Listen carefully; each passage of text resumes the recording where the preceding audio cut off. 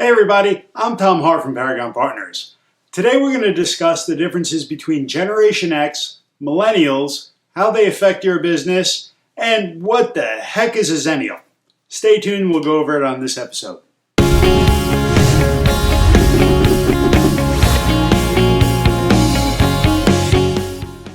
So there are several generations since post-war era or World War II that categorize different types of people that were born based on certain dates. Keep in mind these are not scientific terms, so therefore they do vary from year to year. Also, I'd like to make it very clear that whenever discussing a group of people from a certain region or a certain time frame, it's literally impossible to find everybody. However, it's good to get a grasp on what type of people you're dealing with. Because majority of those characteristics do apply to that, in this case, generation. So after World War II, we have the baby boomers. Everybody knows who they are. They've done a lot for the country, just like every other generation has so far in their own various ways. I'm not really going to dive into baby boomers because majority of them are leaving the workforce. Then post baby boomers, you have Generation X. This is usually categorized as being born from 1965 up until 1980. We can see Generation X right here below the baby boomers, and they're a lot of good qualities about Generation X. A lot of bad qualities too, just like every other generation, but there are a tremendous amount of good qualities. But there's a big difference between people from Generation X and what is considered a millennial. So after Generation X, we move down to the Millennials. Millennials are categorized as people born from 1981 to about 1995. Post-millennial, you have Generation Z. Now, Generation Z is a very interesting one. People nickname them Generation I because of the iPhone, so the I generation. There's still a lot to be determined about that generation because they are fairly young. However, they are starting to enter the workforce. For this video, because it's such a broad topic of everything that we'll be discussing, we're going to leave them out altogether. Really, we're just going to go over the comparisons between Generation X and the Millennials. So Generation X consists of people born between 1965 and 1980. They are known to go through a lot of cultural changes, a tremendous amount. You gotta keep in mind, they did go through a lot. They are known for being cynical, and early on they were known as a slacker generation, but as they started to age, they proved that definitely was not the case. Generation X, also called the latchkey kids, was going through a lot of cultural changes, and hence why they're known to be cynical. It's not such a bad thing to be cynical all the time. However, they did go through tremendous changes. In the 60s and 70s, divorce rates were skyrocketing in the country. So a lot of these kids grew up without two members of the family in the home. On top of that, women started entering the workforce at drastic numbers. So a lot of kids weren't able to go home to somebody, so they always carried their keys on their neck. Or they would leave a key under the mat because daycare wasn't so available as it is now. Hence, the latchkey name. Generation X also went through the crack epidemic. Right? They were nervous about a very scary time with Russia and America. I don't know how many of you remember, but the whole bomb drill at school where you duck below your desk or in the hallway, when the siren went off, I actually do remember that. There was also the AIDS epidemic. A lot of people didn't know how AIDS was transferred, if there was going to be a cure. They had no idea what was going on. So you could understand why this generation was cynical, especially because the crime rate was increasing drastically too. I'm sure a lot of people remember the stereotypes of New York City, especially back in the 70s and 80s. Not a good one. Very dangerous. Then you have the millennial. A millennial is somebody that's born between 1981 and 1995. They do make up the largest amount of today's workforce, so you really should know how to deal with a millennial if you're upper management. This might even be for some millennials. I do know that there was a big kind of war between the millennials and the baby boomers. So it seemed as if you had all upper level management as the baby boomers. Entering the workforce, you had millennials. Two completely different outlooks on everything. But millennials are known to be very optimistic, all right, the generation that they grew up in. They are very good with computers, technology, pretty much the way the world works now. So what we see in today's day and age is a lot of people born during Generation X are upper level management or having their own businesses. Some of these, just by example, I mean, you could kind of argue it. He's on the cusp of it. Jeff Bezos. He's technically belongs to Generation X. Mark Zuckerberg, Generation X. There are a lot of Generation X employers out there. Another very impressive thing about Generation X is that as of today, they consist of 25% of the US workforce, but produce 31% of the national income. As stated before, millennials make up the largest portion of the American job market right now. Understanding millennials is a very critical point because they are extremely different from baby boomers and quite different from Generation X. So number one to understand about millennials is the job search happens online. 78% of millennials prefer to find employment through LinkedIn. This is a big deal because I talk to a lot of business owners and they're using Craigslist, Monster.com, recruiters. There's a lot of avenues you could go down to find employees. However, LinkedIn is number one right now, huge resource for finding employees. Another big topic about millennials is they are not afraid to change jobs. A research project by the Education Advisory Board determined that millennials on average will change their job 20 times within their career.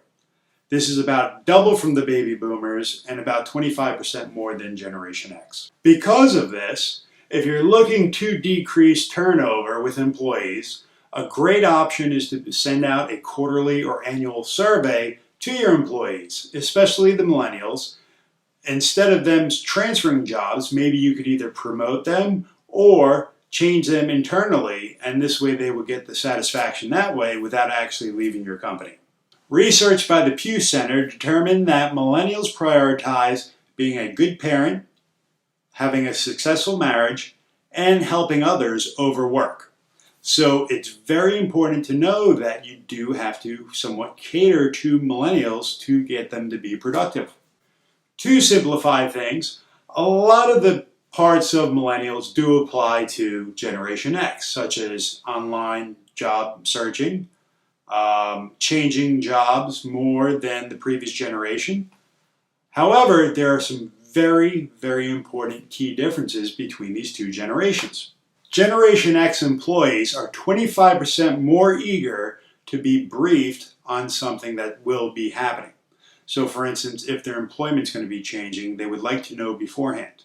If you give them a project to work on or have a task to tackle, sit down with them and actually show them what needs to be done or explain why they're doing it. And this way, they're much more comfortable in that situation. However, millennials are willing to take the bull by the horns and just go for it as long as they know there's a reason for it.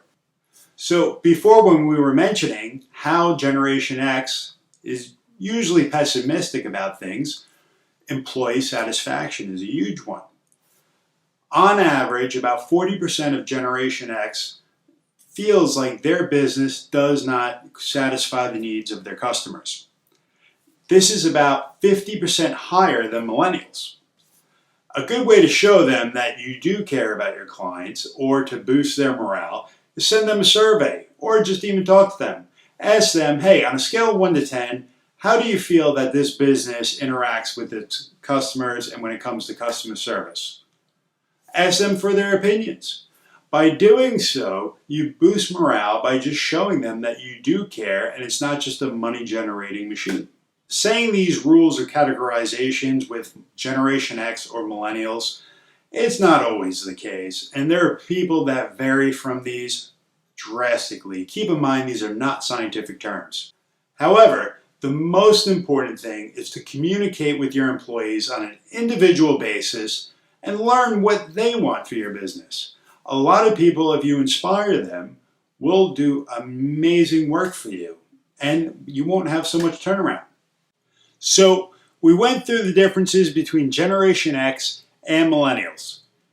Now we're on to Xennials. And you say to me, Tom, what the heck is a Xennial? Well, it's very simple. Xennials are a microgeneration between Generation X and the Millennials. It varies time frame on when they were born, but most consider between 1978 and 1982-83. I am a Xennial. I think we're very special people. I contribute my whole career to it. I mean, it's actually a pretty amazing time to grow up. If you think about it, if you were born in the early 80s or very late 70s, you went through a massive transition in life. There was rapid change within the economy, within the world. Like I mentioned before, I remember going to school with the nuclear bomb drills, with the whole thing with Russia. And I talk to kids now, or millennials, about that. They have no idea what I'm talking about. And they're only about 3 to 4 years younger than I am. So you could see the transition there. However, the big thing with it is that we were forced to adapt. Adaptability was key to us. We grew up in an analog world prior to social media and all that, but then we also grew up in a digital one. We had to transition and learn quickly in this new world. And I apply this technique, and most Xennials do, with everything. Adaptability is key, especially in the insurance industry. So Xennials are really cool people because they're a bridge between Generation X and Millennials. They take the optimism from a millennial and they take the pragmatism from somebody from Generation X, and it's all combined in one.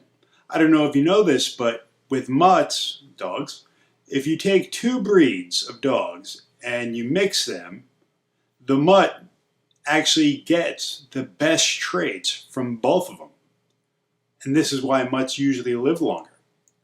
And in my own personal experience, because most of the times I've always had mutts, they're amazing dogs. They really are. You can see I'm a big dog person. So being this bridge is critical in business because I can link the Generation X people to the Millennials, because there's definitely a miscommunication there. I know what both sides want, right? I know how both look at business, and it's very, very important. Also, with the adaptability that I was discussing before, it's perfect for this industry because what does this industry do? Health insurance, I'm saying. It changes so rapidly that you have to be able to adapt to all new rules, regulations that are constantly changing. And this is why usually I stay on top of the market. And I actually enjoy it. I enjoy learning about the new updates and policies that come out via the politicians. If you have any questions about the transition from baby boomers to Generation X to millennials in business, give me a call. I'm more than happy to discuss it with you in depth. Like I said, we are business driven, but still people focused. Take care.